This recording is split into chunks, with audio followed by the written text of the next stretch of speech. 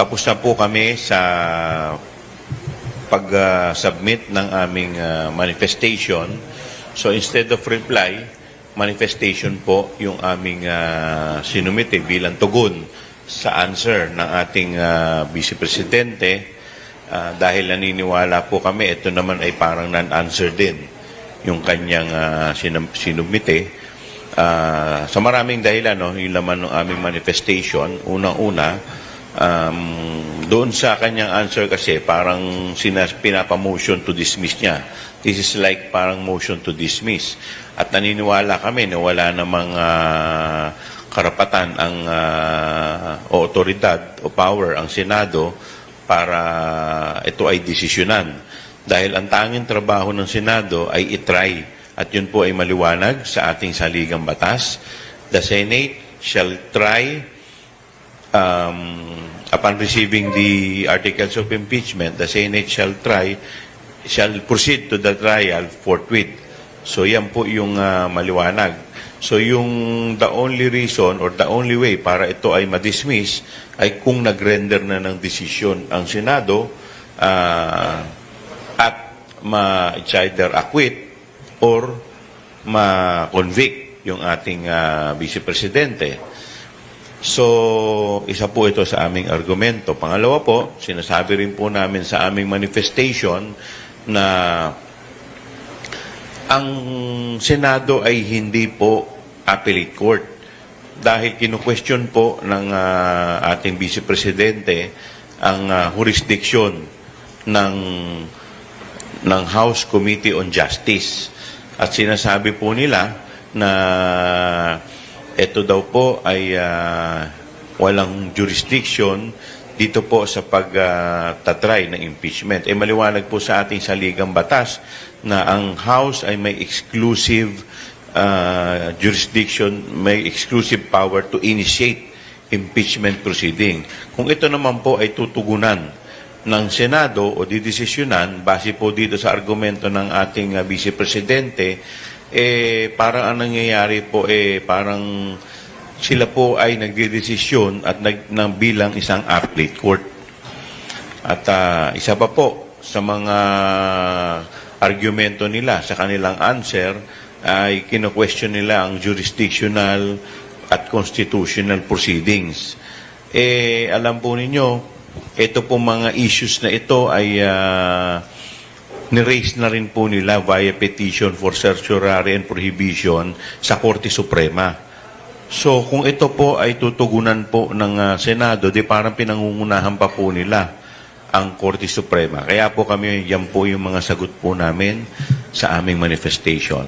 Now, nasa estado na po tayo kung saan by Monday, due po kami para magsumitin ng aming pre-trial brief.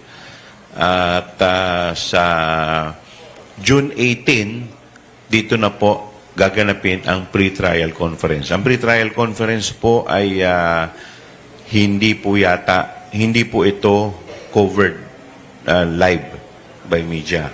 So, hindi po ito open for public. So, ito po ay gaganapin lamang sa Senado kung saan dito po ay magkakaroon po kami ng stipulation of facts, marking of evidence, at dito din po ilalahat yung mga magiging testigo po namin kung sino-sino po. Ito po ginagawa to prevent surprises pagdating na po sa trial proper.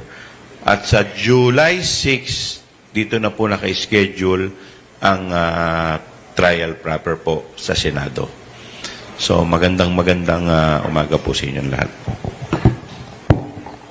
Kung dun sa pre-trial brief, conference, may we know kung gaano karami yung ipipresentang witness ng prosecution, if you are at liberty to disclose?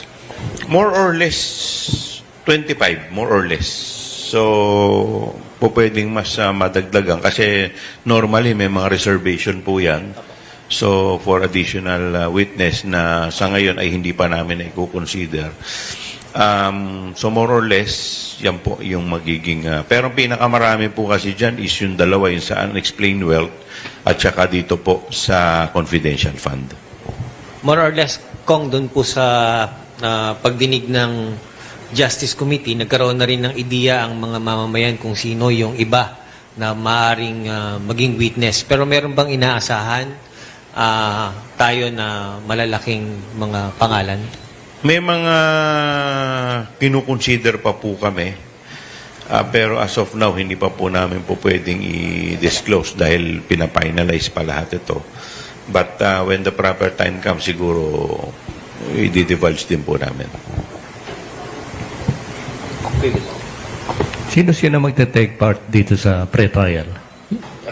Sino yung participant sa pre-trial conference? Senators tsaka impeachment team? Kami po ang nandun doon, yung parte po ng defense, mga defense lawyer po ni Vice President.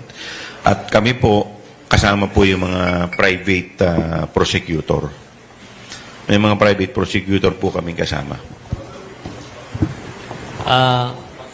Yung pong paraan kung paano sinagot nung kampo ni Vice President yung mga charges po sa kanya.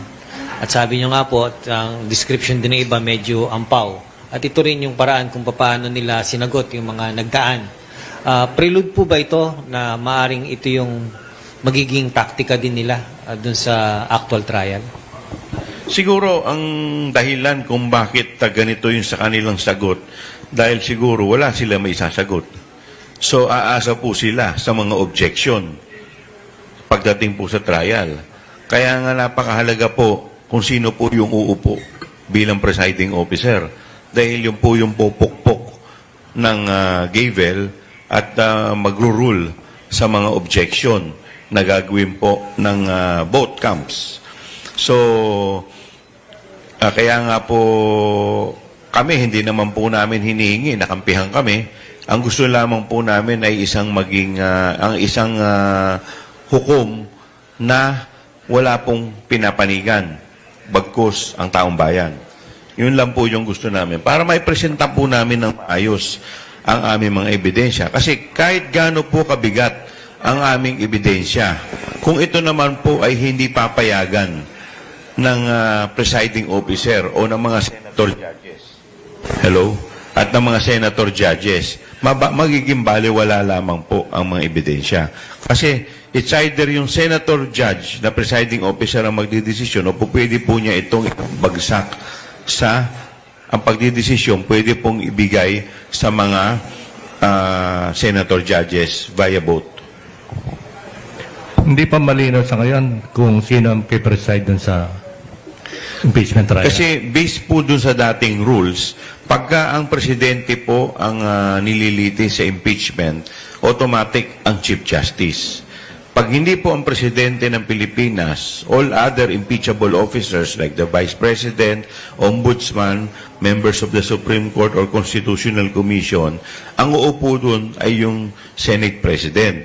Pero naalala ko po, nung nakaraang o nung huling session po ng Senado, inamyendahan po nila yung kanilang rules kung saan pagbobotohan nila kung sino ang uupo bilang presiding officer. So po pwede pong ikaw yung, pwede pong si Senate President Twin Gatchalian ng Senate President na nire-recognize ngayon, pero hindi siya yung uupo bilang presiding officer. So, posible po yun. Based po dun sa bagong amended rules. Kung mag-insist si Senator Cayetano na siya yung still the Senate President, magkakagulo ba yung pre-trial conference? Well, ito po kasi, basta't kami po sa party po namin, sa House at sa prosecution panel, ang nire-recognize po namin ay yung leadership po ngayon ni Senator Win Gatchalian.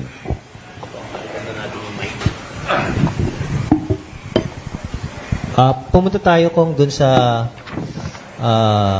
threshold nung sa provision ng Constitution, malinaw na yung conviction would need 2/3 ng lahat ng miyembro ng Senado. But itong mga nagdaang araw, naririnig ho natin parate yung kataga na coercive jurisdiction ng Senado. But moving forward, nakita ho natin na dalawa na yung nalagas dun sa actual membership, considering yung sitwasyon ni Senator Bato at ni Senator Jinggoy.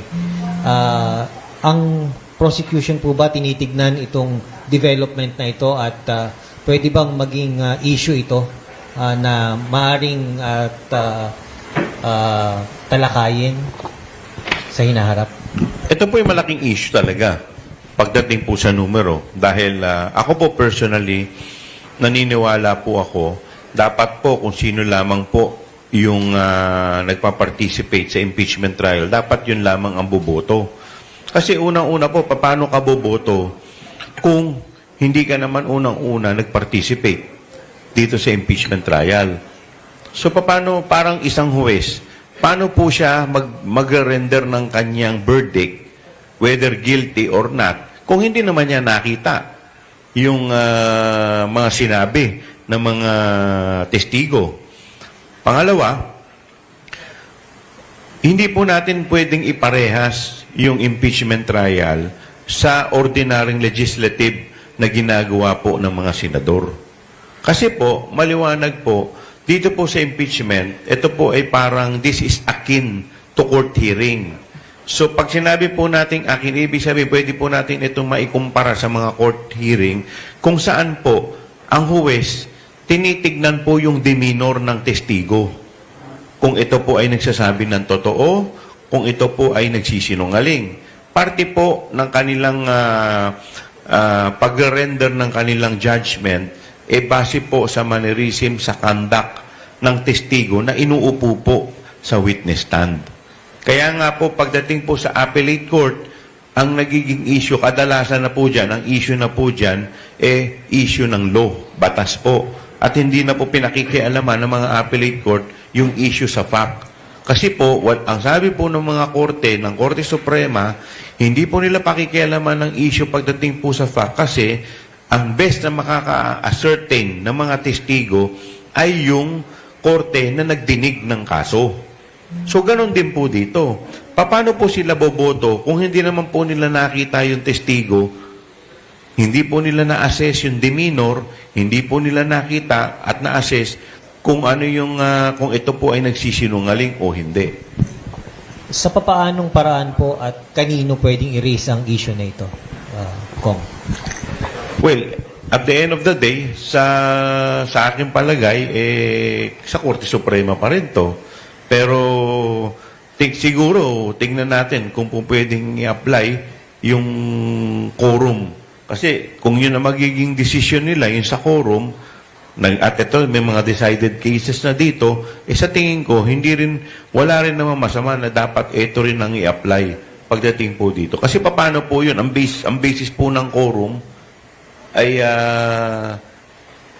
let's say, sa 22. Di ba? Hindi po sa 24. So, alangan naman yung pagdidesisyon doon po sa walang quorum. Parang hindi naman po yata tama yun. When is the best time to raise this matter before the Supreme Court, Mr. Congressman, considering na yung trial ay papalapit na? Siguro, mas maganda, the soonest, the better. Dahil ito po ay, ang trial po, less than a month na lang, magsisimula na. Ibig po bang sabihin na meron na kayong nakakasa? Hindi, ito po kasi, ang pinaghahandaan pa lang po namin ngayon is yung pre-trial conference. So, ito po, in-passing pa lang po namin na pag-usapan. So, wala pa pong definite kung ano po ang gagawin namin dito. Ano yung output ng pre-trial conference? Ano yung output? Yung pre-trial conference po, ang purpose po kasi nito, para hindi na po masayang yung oras ng korte. Kumbaga, yung po pwedeng pagkasunduan na dito para hindi na kailangang patunayan pa pagdating po sa trial. Puntahan po natin yung trial proper, Kong. Meron na pong bang strategiya yung prosecution kung ano sa mga articles of impeachment ang uunahin po natin talakayin? Meron na po, pero siguro pag-uusapan pa po namin to, ipa-finalize po namin to sa pre-trial conference. Opo. Ang crucial dito yung appearance ni Vice President. Do you think mag-appear siya at all or Yun po ay nasa sound discretion po ng defense. Kung sa tingin po nila na mas makakatulong sa kanila ang appearance ng ating Vice Presidente. So it's a matter of legal strategy on the part of the defense panel. Inaasahan po ba natin in the conduct of the trial, pwedeng gawin ng pangalawang Pangulo bilang legal tactic yung mag-raise ng question before the Supreme Court to prevent specifically ibang mga bagay na sa tingin niya medyo tagilid yung sitwasyon nila? Well, sa ngayon, marami na po silang na-raise na kaya nga po dun sa sagot po namin sa manifestation, yung mga nire-raise po nila dun sa answer, yun na rin yung nire-raise nila sa Korte Suprema. So kung sasagutin po ito ng Senado, di parang pinangunahan pa po nila yung Korte Suprema. So, hindi pwedeng mag-raise ang defense na issues before the Supreme Court while the Senate is in session? I think may raise na po sila eh. May mga issue na po sila eh. May mga ni-raise na po sila mga issue doon. I'm talking about, to be more specific siguro, Mr. Congressman, kunyari, tangkain ng prosecution na i-move yung pagbubukas ng bank accounts, kunwari ng pangalawang Pangulo, para makuha yung mga detalye. Nakikita niyo ba na pwedeng gamitin yung ganitong pagkakataon para erase yung opposition naman nila before the Supreme Court? Lahat naman po, pwede nilang gawin eh. So, lahat naman po yan, pwede nilang idulog sa Korte Suprema. Puntahan po natin yung actual trial. Sa tingin po ninyo, sa normal na paraan, gaano po katagal ang aabutin nito? Depende po kasi kung sa tingin po namin, after 1, 2, or 3 articles, tingin namin matibay na yung aming ebidensya, hindi na po namin kailangan tapusin yung 4 na articles. So, ang kailangan lang naman namin ay isang conviction sa article. So, hindi po kailangan convicted sa lahat ng article. So, isa lamang po doon, makonvict po siya, tapos na po yung trial. I-educate nyo nga po kami, Kong, at hindi namin ganong alam yung rules na umiiral. Unlike nung previous mga impeachments po, pagkatapos ng isang article, pwede nang pagbotohan ng Senado. Ganun pa rin po ba? Opo, ganun pa rin po. So kung po pwede po, kunyari, maniniwala po kami, pagkatapos po namin ipresenta yung isang article, tingin namin matibay na. O pwede na po namin isubmit at hindi na po namin ituloy yung 3 pang article. Meron pa yung line-up na nung paano nyo i-discuss yung 4 articles? Meron na po, pero hanggat hindi pa po sa pre-trial na po kasi namin i-divulge. So hanggang ngayon, meron na po kami propose. So ipafinalize po namin yan siguro by next week bago po mag-pre-trial conference. Parang sinabi ni Congressman Ridon a few weeks ago yata na kahit sa isang article lang, pwede makonvict na si Opo, Vice yun po President. yung kaninang binanggit ko. So, hindi po namin kailangan patunayan yung 4 na article. Kung sa tingin namin, yung unang article pa lamang, matibay na ang ebidensya at naniniwala kami na doon pa lang makukonvict na, pwede pong hindi na po namin ituloy at pwede pong doon lamang ay pagbotohan na ng mga senador. Sa paraan kung paano po nilalatag ng prosecution yung kanilang legal strategy at this point, sa tingin po ninyo, ano ang tsansa na ipipresenta nila ang pangalawang Pangulo bilang witness? Bilang mag-appear dun sa trial? Well, hindi ko po kasi hindi ko kung ano yung magiging legal strategy nila. Dahil sa totoo lang, nakikita ko lang na mahalaga yung salaysay ng ating pangalawang Pangulo. Pinakamahalaga po pagdating po dun sa threat. So, siguro, mas maganda kung may paliwanag rin niya. So, pero siyempre, at the end of the day, diskarte po ng defense yan. Baka mamaya, pag isinalang po nila, baka mas mapasama. So, kaya hindi ko po pwedeng pangunahan sila kung ano po yung kanilang gagawin. Parang lumalabas na may reply daw si VP Sara na a total of 1,000 pages. 51 pages lang po yung kanyang... Yung pinaka, Apo, yung kanyang- substantive issues na, no? Apo. Tapos in the rest, puro ano na yun, evidence or counter evidence? Mga attachment po siguro Attachment. nila. Pero 51 lang po yung kanilang answer. Alam po natin yung nangyayaring sigalot ngayon sa Senado. Sa tingin nyo ba, may chance ba na gamitin ito ng pangalawang Pangulo o ng kanyang kampo para i-delay yung trial na mangyari sa July? Tingin ko po, right from the very beginning, yun naman talaga yung kanilang strategy. Dahil kung titingnan po ninyo yung pagkakasunod-sunod ng pagkakataon, nung araw po na kami po ay nagbubutuhan sa plenaryo para po sa dito po sa impeachment, yun din yung araw kung saan nagkagulo po yung leadership ng Senado.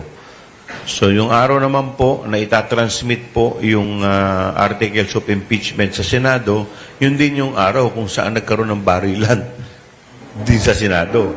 So marami po ang nagsasabi na baka may connection din ito. Baka talagang gusto nila malihis yung totoong issue po dito dito po sa impeachment. Paano niya approach ang ano? Halimbawa, the Vice President decided to appear before the impeachment court. Will it strengthen her case? Depende po kasi kung saan, but definitely po, once na siya po ay ginawa nilang testigo, she will be subjected to cross-examination. So, siyempre, i-cross-examine din po namin siya. By both the impeachment team tsaka yung private prosecutors, can they Sila po directly ask questions? Normally po yan, ang mangyayari po, si Vice President po magiging testigo po ng defense. So pagka ano po siya, so magsasalita po siya, yung po yung kanyang mga direct examination, tapos kami naman po, i-cross namin po siya. Sige, questions from media? Bago... Yes, sir.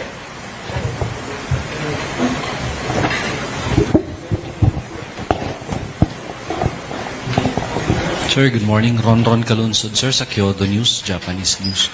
Yung, sir, yung issue on the number of senators na 2/3 to vote, nasabi mo kanina, SC can rule on this. Pwede kaya, hindi kaya yan, sir, na yung Senate impeachment rules ang mag-determine yan, sir? Maganda kung sila po mismo ang mag-determine. But definitely, ako naniniwala, pag yun po ay hindi pabor sa both parties, either party po pwede tumakbo sa Korte Suprema. Okay. Tapos clarify ko rin, sir, yung sa decision, sir, halimbawa, first article yung isasubmit nyo na for resolution by the court. What if their decision would only be to wala yung discretionary na ruling na hindi ka na pwedeng tumakbo sa any public office kasi di ba yun yung two penalties yun, sir, di ba yung isa mandated? Ang prayer po kasi namin dalawa. Unang-una po removal at yung pangalawang ang pangalawa pong prayer namin is perpetual disqualification from public office. Because we believe lahat naman po ng grounds dito sa articles of impeachment is grave. Malala po. So kaya po perpetual disqualification. Dahil ito pong impeachment na ito ay ginagawa lamang po under circumstances or mga grounds na nakasaad sa ating saligang batas. So you will only rest your case, sir, pag na-achieve yung dalawang prayer na yan, sir? Yun po yung prayer namin. Apo. So normally po yan, pag magdedesisyon, dalawa po magiging desisyon yan. Okay. Thank you, sir. Hi, sir. Good morning po. Angela Babad po from PRTV. Sir, tanong ko lang po, since you've mentioned earlier na importante na ma-observe yung demeanor ng witnesses, if the Vice President does not show up when someone can it be taken against her yung hindi niya pagpapakita sa korte or kailangan talaga para magamit yun against her, she has to stand witness po doon sa trial? Well, kasi ngayon ang burden of proof nasa amin eh. Nasa amin muna yung burden of proof ng pagpapatunay. Diba? So normally, ganun naman yan. Ngayon, pag nailatag namin ng maayos yung aming mga ebidensya, so nasa kanila naman ngayon yan. Paano nila i-rebat yung mga ebidensya na ilatag namin. So nasa kanila po yan kung sino po ang nais nila magpaliwanag, kung yung vice presidente o kung yung mga staff niya o kung sino pa po yun. Thank you, sir. Tapos, sir, doon lang po sa, when it comes to the presiding officer, sir, na-mention po earlier na ang nire-recognize ng House po is the current Senate President Pro Tempore or Acting Senate President Sherwin Gatchalian. Sir, yung pagboto po ba doon sa gagawin nilang pagpapalit ng, or possible na pagpapalit ng presiding officer will happen during the trial mismo or will they need a special session for that? Well, hindi ko pa, kasi nung inamend nila yung rules, hindi pa namin nakikita yung kanilang actual rules. In fact, may mga inaantay pa nga rin namin yung kasi doon sa old rules nakalagay doon dapat umapir yung vice president or yung counsel niya or kung hindi man yung mag-submit sila ng answer, otherwise mag-ano ng enter ng not guilty plea. Now, wala pa kaming natatanggap na formal invitation kung kailan na-appear yung vice president. So, yun pa rin ang inaantay namin. So, kaya nga medyo inaabangan namin kung maglalabas sila ng bagong rules. So, sa ngayon, ang nilagay lamang nilang, binigay pa lamang nila sa amin is yung dito sa pre-trial. Kung ano po yung magiging pag-uusapan sa pre-trial conference. Okay, yun lang po.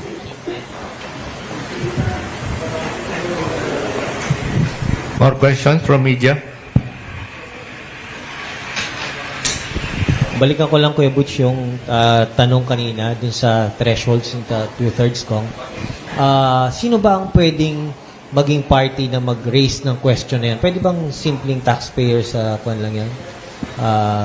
Case? Or on ordinary citizen, pwedeng siyang mag-elevate ng kaso na yan sa Supreme Court? O kailangan yung either party? Well, siguro kung nagkaroon na ng issue tungkol dyan, dahil baka mamaya pag-uusapan pa nila sa Senado kung paano magiging, wag muna natin pangunahan ng mga senador kung ano ang mamaya, magkasundo naman sila. So, tingnan muna natin. Kasi may mga internal sila eh. So, tingnan natin muna kung ano rin yung ilalabas nilang rules nila. Pero follow-up ko lang, Kuya Butch, if I may. Kanina, binabanggit niyo yung issue ng quorum. Siguro, you're referring dun sa kaso ng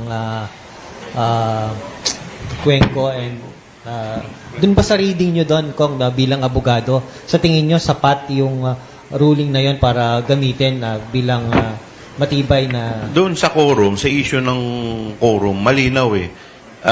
In fact, hindi lang naman yung mga kasalukuyang senador na ang nagsasabi dito, bagkus pati mga legal luminaries. Nagsalita na si Senator Franklin Drilon, ang IBP, at kung sino-sino pa na masasabi natin na mga patikang abogado. So, ako po naniniwala na wala naman pong issue pagdating po dito. Yung provision ng Constitution na 16 senators should it will take 16 senators to convict and 9 to acquit. Is that something na cast in stone na hindi pwedeng baguhin na? Pero given yung situation na 22 lang. Kagaya po ng binanggit ko kanina na ito po kasing issue dito sa quorum ay tingin ko personally po pwede rin ito rin yung maging basis dito pagdating po dito. Kasi paano po kayo boboto kung wala naman po kayo sa trial? So paano parang wala naman po yata ako narinig na yung judge nag-render ng kanyang decision na hindi naman umattend ng trial. So, meron po bang naging desisyon dito na ang huwes ay nagbigay ng kanyang desisyon na ni minsan hindi pa niya nakita yung trial, hindi siya naka-attend, para magiging unfair din naman yun kung ano yung magiging desisyon niya. Sige. Sir, sorry, just to follow up on that question po. Kung sakali lang po, regarding nga doon sa number ng senators for the voting, senator judges for the voting po, magbabago, let's say, makast in stone na let's say, a rule has been cast na. Pero kung sakali lang, kasi there are ongoing reports na syempre, may iba ding mambabatas pa na possible or haharap sa mga kaso.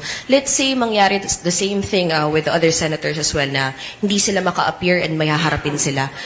Paano yung magiging process po? Magbabago ba ng paulit-ulit or kailangan bang mag-set ng rules ulit? Well, kung ang titignan nga natin yung yung dun sa kaso ni Abilino versus Cuenco, ang sinasabi kasi doon kung sino yung physically present, na yung iba kasi talaga, kahit anong gawin nila, hindi naman talaga sila makakapunta doon Like for example, si Senator Bato, hindi naman natin, nowhere to be found, hindi naman siya talaga, hindi naman siya mahanap, di ba? So, physically impossible din kaya on the part ni Senator Jinggoy. So, yung mga sitwasyon kasi nila, unlike kung kunyari, let's say, absent ka lang ngayon, pero wala namang maghihinder sa'yo physically para umattend. So, ibang sitwasyon yun. Pero kasi dito, alam naman natin na from start to finish, I'm sure, unless, of course, makalaya agad si Senator Jinggoy nang hindi pa natatapos yung impeachment. But, ano naman yung magiging, paano naman magiging fair yun on the part of defense at saka sa amin kung buong trial, hindi naman niya nasaksihan, hindi siya nakapag-participate, wala siya doon, tapos hihingi ng boto niya. So ano naman na magiging, paano nagkaroon ng fair justice doon sa ganung sitwasyon? Hindi po ba fair lamang kung sino yung nando doon, sila ang mag-desisyon dahil sila ang nakakapag-observe ng mga demeanor ng mga iuupong testigo, both sa parte namin at sa parte rin ng defense. We know that yung Office of the Ombudsman is building a case against several other senators for plunder and so on. Kung mababawasan pa yung quorum ng Senate, how would that affect the voting? Whether to convict or to acquit? Well, kung susundin natin yung ganitong sistema, definitely, it will affect the voting. Mababawasan ang mababawasan. Following your premise, Kong, sabi nyo kanina, hintayin ang Senado, baka itong bagay na ito. Although ito sinasabi ko po, opinion ko lang personal opinion ko pa lang. So, syempre, wala namang, I'm sure, may mga kukontra dito, may mga mag-a-agree rin sa akin, but ito naman ay personal ko lang na opinion. Hindi po yan ang opinion ng buong prosecution panel. Exactly. Kong, the reason why I'm asking you this, kasi sabi nyo kanina, ang premise po natin is that hintayin ang Senado, baka sila mismo ay pag-usapan itong bagay na ito because as we speak, ito naman ay napag-uusapan na rin, especially sa social media. But if and when ito ay hindi talakayin ng Senado, gaano kabilis na pwedeng erase ito ng prosecution? Ang totoo niyan, hindi pa po namin ito napag-uusapan officially. But siguro, after this pre-trial conference, baka pag-usapan na rin po namin to. Dahil at the end of the day, kami naman din po ang may concern dito dahil sa numero. Kaya ko lang po ito naitanong ko kasi siyempre sa pag-usad ng kaso at somewhere along the way, ito ay erase, definitely po makakadagdag ito sa pagkabalam ng trial. Tama po kayo doon. Sige, we know that you have a prior commitment. Kung wala na tanong, Pasalamat tayo kay Congressman Joel Chua for coming over and giving us Maraming salamat preview of po. what will happen sa in the coming week and weeks. Maraming salamat po. Thank you very much, Kong.